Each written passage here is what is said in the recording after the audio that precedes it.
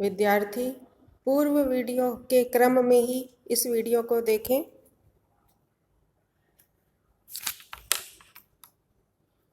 यहाँ कहा गया है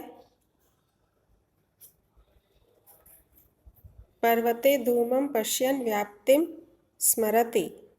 पर्वत पर धूम को देखता हुआ व्याप्ति का स्मरण करता है। यत्र यत्र धूमस् तत्र तत्र अग्निः इति। तदनन्तरं वह्नि व्याप्य धूमवान् अयं पर्वतः इति ज्ञानम उत्पद्यते। यहाँ ध्यान देने योग्य बात है कि जिस व्यक्ति को व्याप्ति स्मरण नहीं होता है, कोई व्यक्ति किसी कारणवश भूल गया है कि यत्र यत्र धूमस् तत्र तत्र अग्निः, इस प्रकार किसी व्यक्ति को यदि पर्वत पर धूम को देखते हुए व्याप्ति का स्मरण नहीं होता है तो ऐसी स्थिति में वह्नि व्याप्य धूमवान् अयं पर्वतः, यह ज्ञान व्यक्ति को नहीं हो सकता है। इसलिए यहाँ कहा गया है कि व्याप्ति का स्मरण होता है, व्याप्ति स्मरति, व्याप्ति का स्मरण होता है, उसके अनंतर ही वह्नि व्याप्य धूमवान् अयं पर्वतः इस प्रकार का ज्ञान होता है, जिसको कि लिंग का परामर्श, लिंग का ज्ञान कहा गया है। व्याप्ति के विषय में पूर्व में कह चुके हैं। यत्र यत्र धूमस् तत्र तत्र अग्निः इति साहचर्य नियमो व्याप्तिः। जहाँ जहाँ धूम होता है वहाँ वहाँ अग्नि होती है। इस प्रकार साथ साथ रहने का नियम, साहचर्य का अर्थ साथ साथ रहना, साथ साथ रहने का नियम, इसको ही व्याप्ति कहते हैं। और पूर्व में कहा गया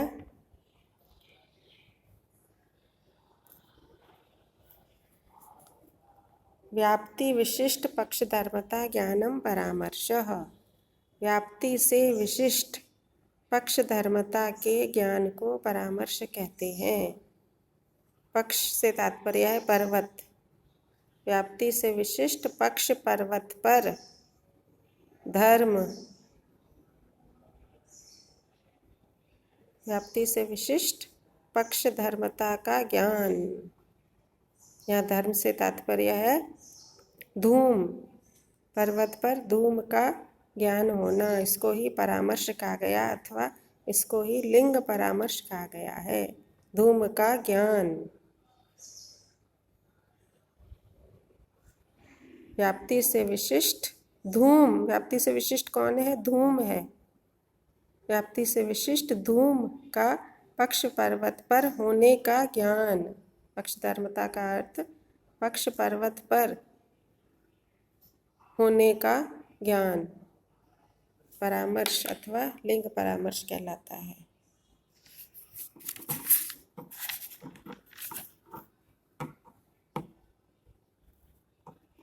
इसके अनंतर यहाँ जो कहा गया यत्तु स्वयं धूमाद अग्निम अनुमाय, जो कोई व्यक्ति स्वयं धूम से अग्नि को, अनुमाय का अर्थ जानकर, स्वयं धूम से अग्नि को जानकर परम प्रति बोधयितुम, अन्य व्यक्ति के प्रति बोध कराने के लिए पंचावयव वाक्य का प्रयोग करता है, उसको परार्थानुमान कहते हैं। पंचावयव वाक्य इस प्रकार कहे गए हैं।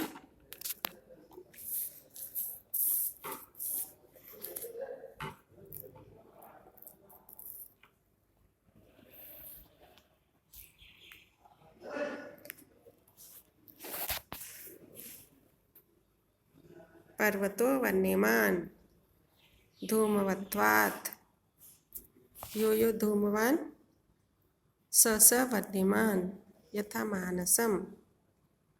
यह पंचावयव वाक्य है। कॉमा के द्वारा इस वाक्य के पांचों अवयवों को अलग अलग करके दिखाया गया है। पर्वतो वह्निमान् यह प्रतिज्ञा वाक्य है, प्रतिज्ञा है। धूमवत्वात् यह हेतु है। यो यो धूमवान् स स वह्निमान् यथा मानसम यह उदाहरण है। तथा चायम तथा च अयम का अर्थ और यह वैसा है, अर्थात वह्निव्याप्य धूम वाला है, इसको उपनय कहते हैं। और अंत में तस्मात् तथा, इसलिए यह वैसा है, अर्थात यह अग्नि वाला है, इसको निगमन कहते हैं। इस प्रकार यह 5 अवयव वाला एक वाक्य है। विद्यार्थी इसको नोट कर सकते हैं। पर्वतो वह्निमान् धूमवत्वात् यो यो धूमवान् स स वह्निमान् यथा महानसं तथा च अयं तस्मात् तथा।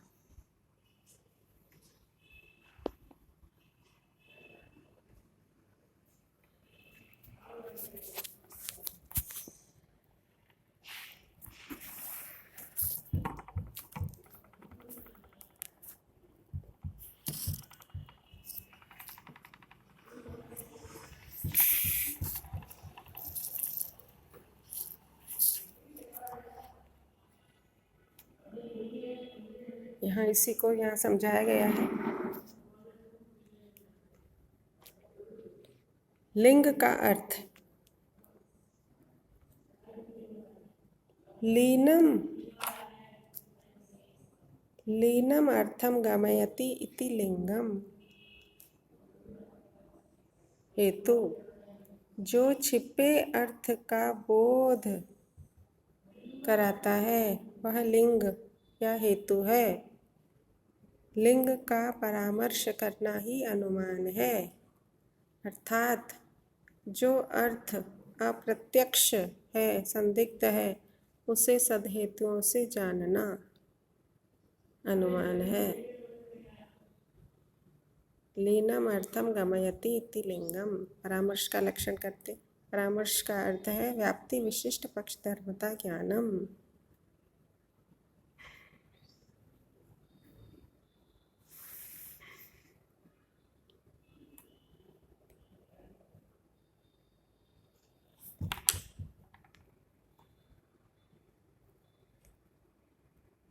जो छिपे अर्थ का बोध कराता है वह लिंग या हेतु है। लिंग का परामर्श अर्थात ज्ञान करना ही अनुमान है।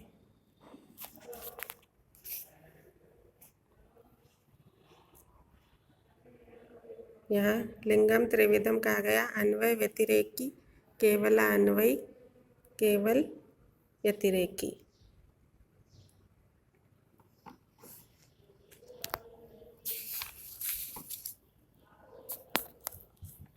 यहाँ सभी पारिभाषिक शब्दों का अर्थ बताया गया है।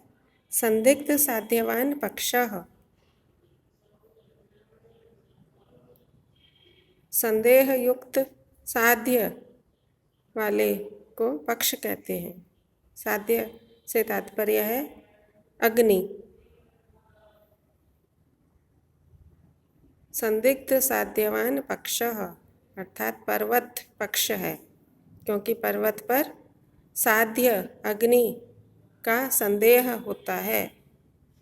तो संदेह युक्त साध्य अग्नि वाला पक्ष अर्थात पर्वत है, जहाँ की साध्य अर्थात अग्नि का संदेह होता है। यहाँ कहा गया यथा धूमवत्वे हेतु, धूमवत्व इस हेतु में पर्वतः निश्चित, पर्वतः यथा धूमवत्वे हेतु पर्वतः। आगे कहते हैं निश्चित साध्यवान सपक्षः, निश्चित रूप से जो साध्य अग्नि वाला है उसको सपक्ष कहते हैं। यथा महानसम, रसोई घर, यह सपक्ष है क्योंकि वहाँ साध्य का पूर्व में निश्चय हो चुका है, भूय दर्शन के द्वारा निश्चय हो चुका है। यथा तत्रैव महानसम।